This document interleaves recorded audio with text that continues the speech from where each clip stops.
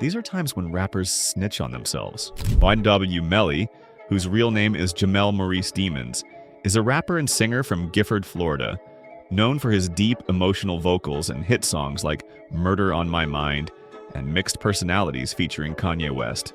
His career was on the rise, positioning him as one of rap's most promising new artists, until his arrest in February 2019 for a double murder. The victims were his close friends and fellow YNW collective members, Anthony YNW Sackchaser Williams and Christopher YNW Juvie Thomas, who were killed in October 2018. Initially, Melly and another YNW member, Cortland YNW Bortland Henry, claimed their friends were victims of a drive-by shooting.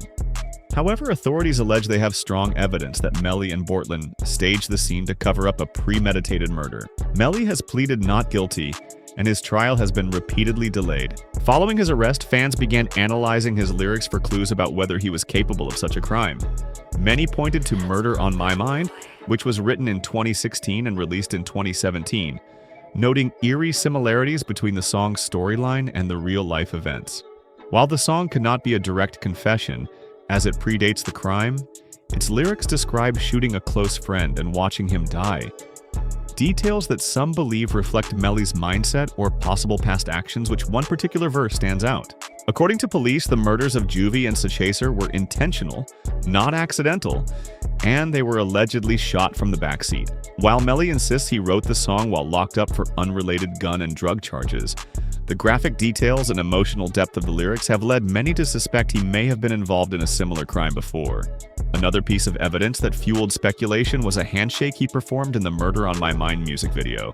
Melly is rumored to be affiliated with the Bloods, and in a documentary released on his YouTube channel shortly after the murders, he was seen performing an intricate handshake with YNW Juvie. In the Murder on My Mind video, he repeats the same handshake with the fictional friend he kills. The video, which now has hundreds of millions of views, was released just 2 months before the real-life murders, making some believe it was foreshadowing the crime. While Murder on My Mind isn't a direct confession, it has led internet investigators to dig through Melly's lyrics for possible clues. His case remains ongoing, and he maintains his innocence. The trial has faced multiple delays. Until more details emerge, speculation continues about whether his lyrics are simply artistic expression or a glimpse into a darker reality. While some rappers focus on flaunting their lavish lifestyles, others strive to be feared, projecting an image of toughness and dominance. One such artist is Jason Terrell Taylor, better known as The Game. As an old-school rapper, The Game demands respect, and any form of disrespect is often met with his fists. Unsurprisingly, his aggressive demeanor has led to multiple legal troubles for assault and disorderly conduct. One such incident occurred when he was arrested at a mall for disorderly conduct and resisting arrest.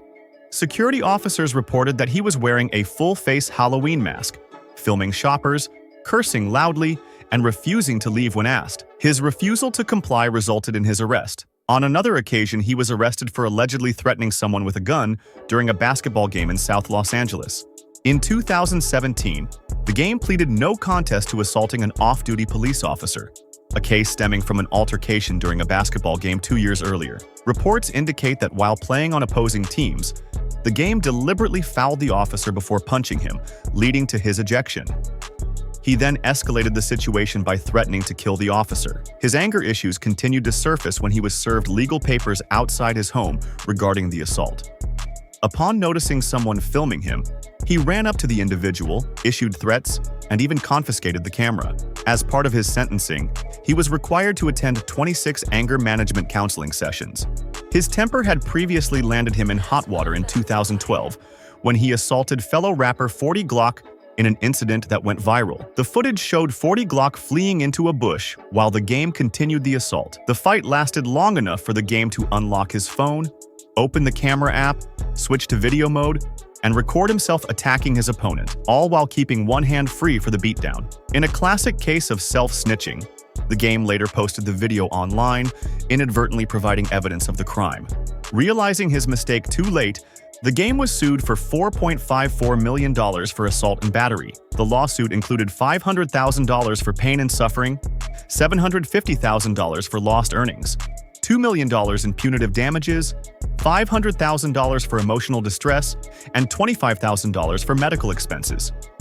Ultimately, the game's reckless decision to document and share his own crime cost him a settlement of $1,935,335.15, which he was ordered to pay to 40 Glock. Abdul Ibrahim West, better known as ARAB, is yet another rapper whose lyrics and lifestyle landed him in serious legal trouble. Known for rapping about violence and street life, his music ultimately played a role in his downfall. During his trial, ARAB defended his lyrics, arguing that neither the court, the FBI, nor prosecutors understood his culture. "We don't rap about flowers and rainbows," he stated. "We're gangster rappers, so we rap about drug dealing and violence." In 2018, ARAB and 8 others were indicted on charges related to drug trafficking in North Philadelphia. His label, Original Black Hustlers, was classified as a criminal organization, with him named as its leader.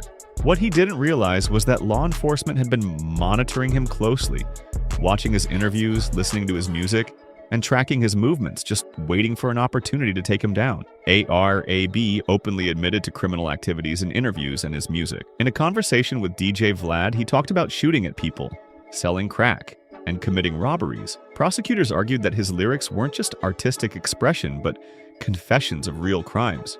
One particular song included the lyrics, "I'll have the whole city scared, staring at your home. I call Taz and tell him, bring that head to me."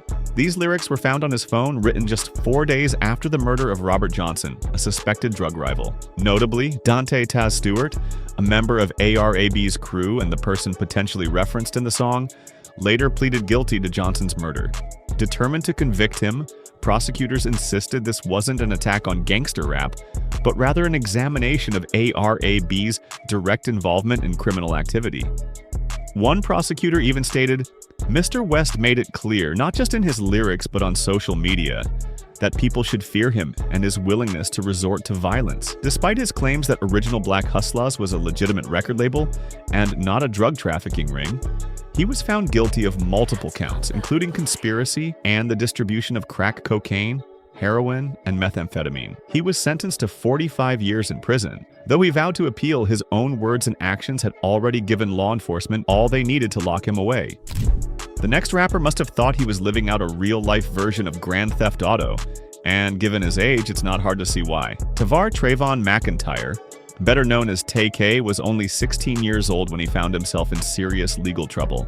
In July 2016, the young rapper was arrested along with 6 others in connection to a home invasion that resulted in the death of a drug dealer in Mansfield, Texas. This case would alter his life forever. During a 2.5-hour video presented to jurors, Tay-K initially denied any involvement in the crime.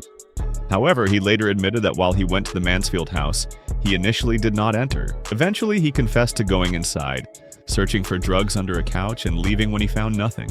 Because he was a minor, Tay-K was placed under house arrest while awaiting certification hearings. But instead of waiting for his day in court, he came up with what he believed was a brilliant plan: cutting off his ankle monitor and going on the run. To make matters worse, he decided to document everything on social media. Not content with just fleeing, he also turned his escape into a publicity stunt. He kicked off his self-snitching spree by tweeting, "This house arrest as Schweinty, they gonna have to catch me on hood." The U.S. Marshals, who classified him as a dangerous fugitive, quickly launched a manhunt. However, Tay-K remained on the run for weeks and took things even further. He recorded and released a song about his situation, titled "The Race." The song quickly went viral, racking up millions of plays within days, with lyrics like, "I was trying to beat the case, but I ain't beat that case, I did the race." It was clear that he had fully embraced his outlaw persona. However, his reckless behavior only sped up his downfall. After receiving numerous tips, U.S. Marshals tracked him down and arrested him in New Jersey. Tay-K was extradited back to Texas, where he faced trial. Ultimately, he was sentenced to 55 years in prison and ordered to pay $21,000 in fines for his role in the deadly home invasion. Additionally, he received a 30-year sentence for aggravated robbery, along with 2 more 13-year sentences for separate aggravated robbery charges. His attempted race from the law had come to a permanent end. Now, if you want to watch rappers who got caught lacking on live, click this video.